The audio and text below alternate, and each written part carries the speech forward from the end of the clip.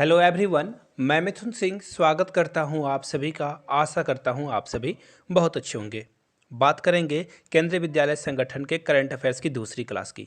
पहले क्लास में मैंने कुछ क्वेश्चन पूछा था, उसका आंसर जिन लोगों ने किया है उनकी फ़ोटो यहाँ से आप देख सकते हो। तो चलिए आज के क्वेश्चन ऑफ द डे का क्वेश्चन मैं पूछ लेता हूँ। अगर आपको अपनी फोटो जो है अगली वीडियो में देखनी है तो इन क्वेश्चंस का आंसर सही सही दीजिए।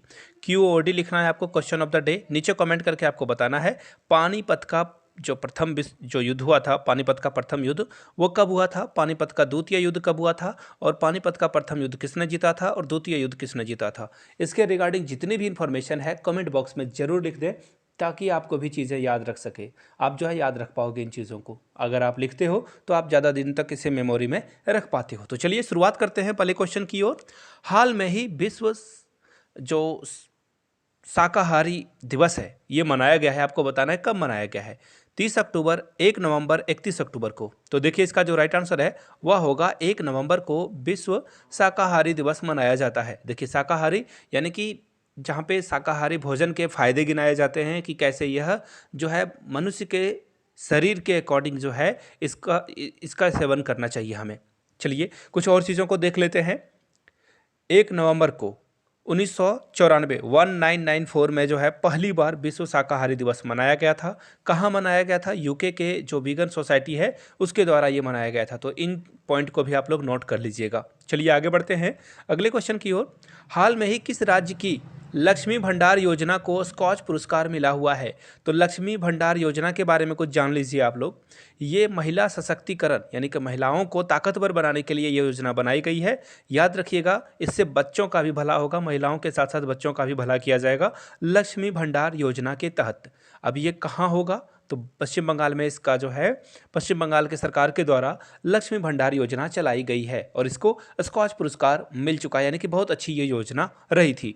आगे बढ़ते हैं और कुछ और कोलकाता के बारे में करंट अफेयर्स देख लेते हैं। भारत की पहली अंडर वाटर मेट्रो का उद्घाटन कोलकाता में किया जाएगा, यानी कि अब आपको अंडर वाटर मेट्रो मिलेगा। कहाँ पे? कोलकाता में। अगला पॉइंट देख लीजिए। अंतर्राष्ट्रीय समुद्री भोजन शो की मेजबानी कोलकाता करेगा, यानी कि सी फूड का जो मेजबानी है जिसका मेजबानी है ये कहाँ होने वाला है? कोलकाता में होने वाला है। कोलकाता से कुछ और करंट अफेयर्स है वो भी देख लीजिए।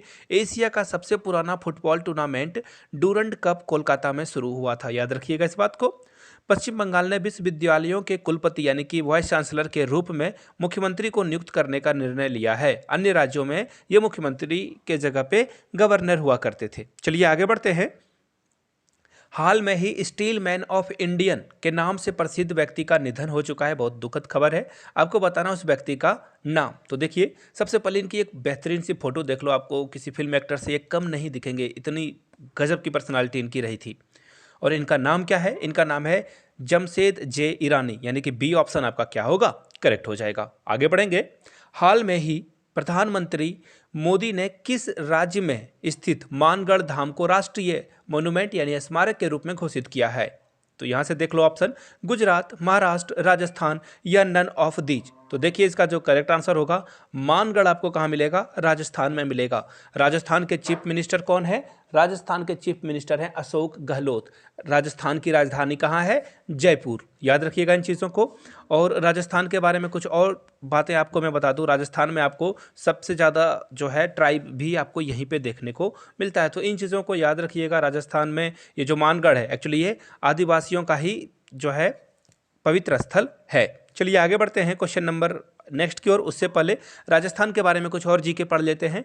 आईपीएस अधिकारी उमेश मिश्रा को राजस्थान का नया डीजीपी बनाया गया है। 5वां दक्षिणीय एशियाई जो भू विज्ञान सम्मेलन है जयपुर में होगा। जस्टिस पंकज मित्तल राजस्थान के जो 24वें मुख्य न्यायाधीश बने हुए हैं।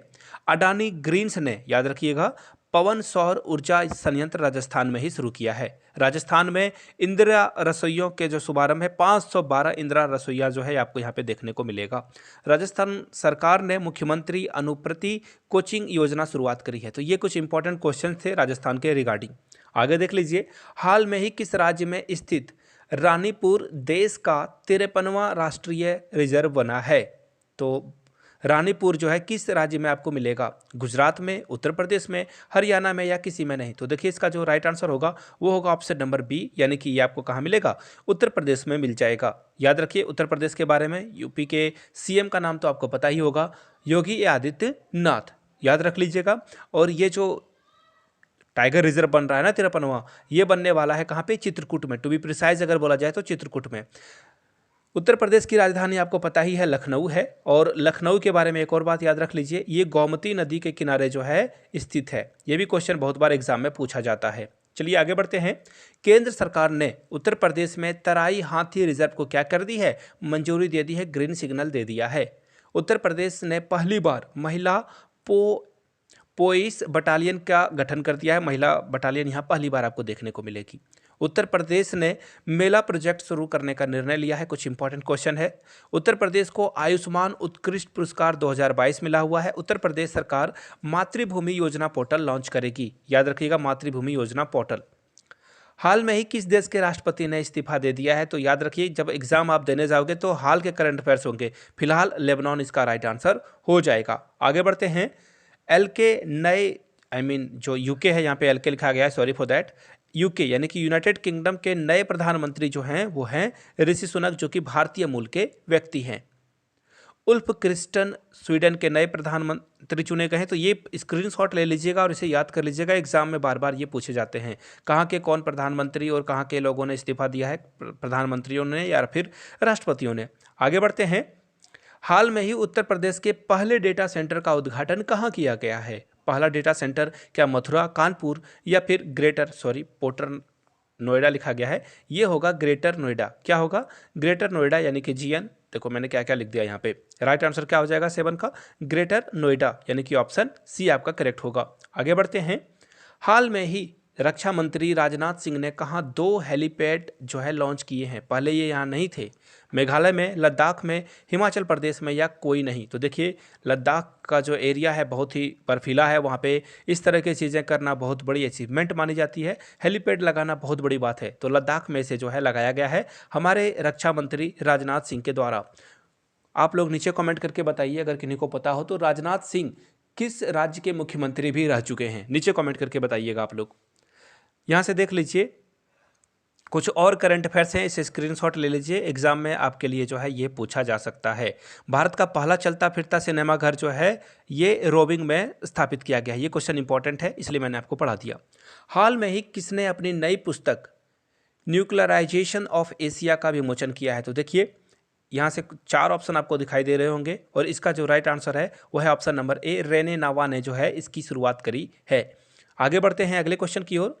डॉक्टर बिमल जलान ने from dependence to self reliance book लिखी है। बिमल जलान भारतीय गवर्नर रह चुके हैं, इंडिया के नट होते हैं ना गवर्नर के, वो ये रह चुके हैं। साहिल सेठ ने अपनी पुस्तक अ कन्फ्यूज्ड माइंड स्टोरी का विमोचन किया है। कुछ और करंट अफेयर्स है, जैसे शशि थरूर जो हैं उन्होंने अंबेडकर लाइफ जो है एक नई किताब लिखी है। आगे बढ़ते हैं।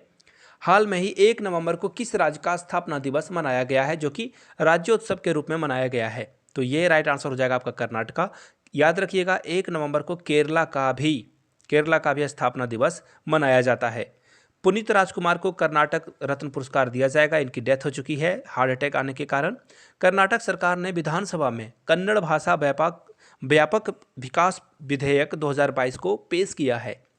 कर्नाटक के राज्यपाल धर्मांतरण विरोधी विधेयक को क्या करेंगे? मंजूरी देंगे। कर्नाटक सरकार ने कृषि को बढ़ावा देने के लिए ईसा आउटरीच के साथ समझौता किया है। कुछ इंपॉर्टेंट क्वेश्चन थे, आगे देख लीजिए। हाल में ही आई UNHRC की रिपोर्ट के अनुसार दुनिया में कितने मिलियन लोग जबरन विस्थापन यानी कि जबरदस्ती उनको हटाया जाता है? तो याद रखिए 103 लोगों को हटाया जाता है। आगे बढ़ते हैं। हाल में ही पूर्वोत्तर का पहला एक्वा पार्क कहाँ पे स्थापित किया जाएगा? तो देखिए ये अरुणाचल प्रदेश में किया जाएगा, AP इसका राइट आंसर हो जाएगा। आगे बढ़ते हैं।